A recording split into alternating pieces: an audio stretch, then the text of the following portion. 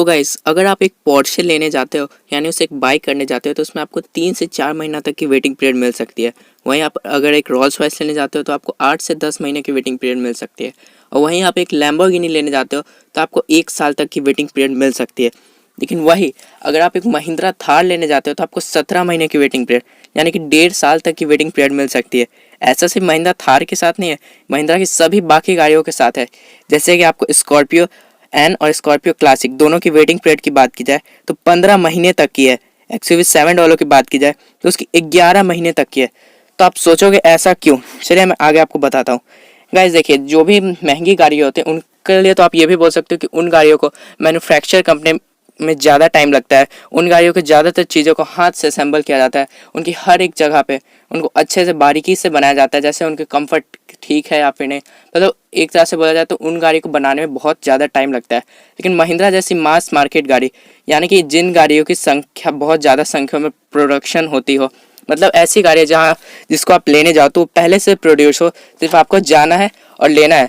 लेकिन आप ऐसा भी बोल सकते हो जैसे कुछ गाड़ियों को आप बाहर से मंगवाते हो, जैसे कुछ गाड़ियों को आप दुबई से मंगवाते हो तो उसमें 1 से 2 महीने की टाइम लग सकती है उस गाड़ी को आने के लिए। लेकिन महिंद्रा के साथ तो कुछ और ही सीन है, क्योंकि उनकी जितनी भी गाड़ी है उसमें अभी तक टोटल 2,66,000 ऑर्डर्स पेंडिंग है। उसमें इन 3 गाड़ियों का सबसे ज़्यादा योगदान है।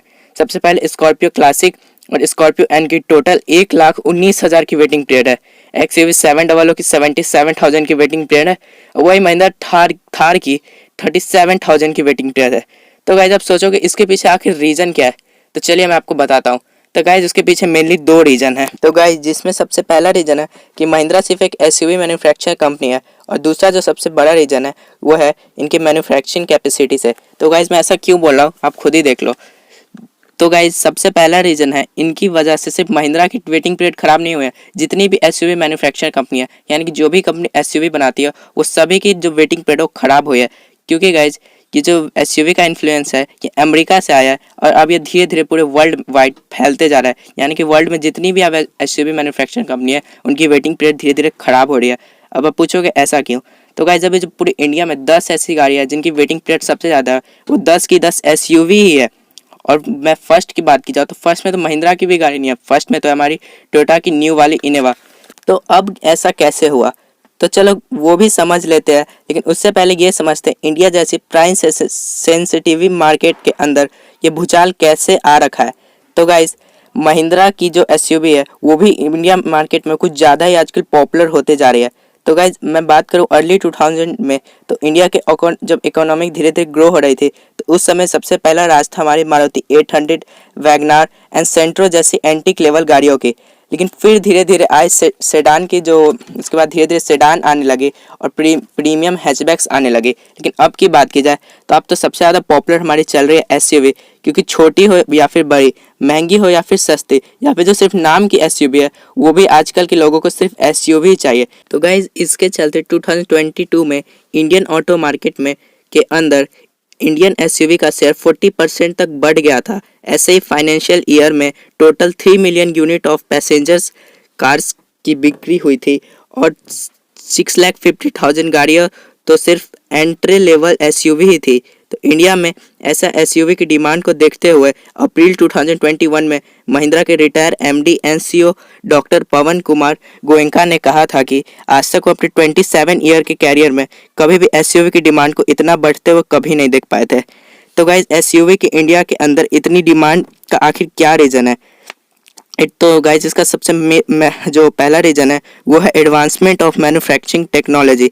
दरअसल ऑयल यूटिलिटी व्हीकल्स का लेटेक्स फ्रेंचाइज पर आया करते थे, लेकिन उसके वजह से जो इनकी ride quality overall riding dynamics से बहुत ज़्यादा उन्हें सफ़र करना पड़ता था और इससे गाड़ी को माइलेज भी बहुत कम मिलती थी। लेकिन जो आजकल के मॉडर्न SUV है ये है पैसेंजर, मतलब ये पैसेंजर कैरी व्हीकल्स है की तरह एक्ट करते हैं, और ये जो होते हैं वो मोनो कंस्ट्रक्शन पर बेस्ड होते हैं। और मोनो कंस्ट्रक्शन का बहुत और भी फ़ायदा है, जैसे कि ये चीपर मैन्युफैक्चरिंग होती है, ईजियर टू कंस्ट्रक्ट होती है, सेल्स भी इससे बहुत ज़्यादा बढ़ जाती है और इससे माइलेज भी एक अच्छी खासी मिल पाती है। लेकिन महिंद्रा की थार और जो स्कॉर्पियो है ये दोनों ही लेटेक्स फ्रेंचाइज पर बेस्ड है। तो इनकी आखिर इतनी डिमांड क्यों है पूरे मार्केट में, चलिए ये भी जान लेते हैं। तो गाइज इसके पीछे एक सीधा सा कारण है, क्योंकि मोर कार पर मनी, मतलब इसका मतलब है पूरे इंडिया में जो कुछ इस प्रकार के लोग होते हैं जो माइलेज के लिए कार लेते हैं, जिनको कार में माइलेज चाहिए, लेकिन कुछ इंडिया में कुछ इस टाइप के भी बायर्स होते हैं जिनको बड़ी गाड़ी चाहिए लेकिन कम प्राइस में।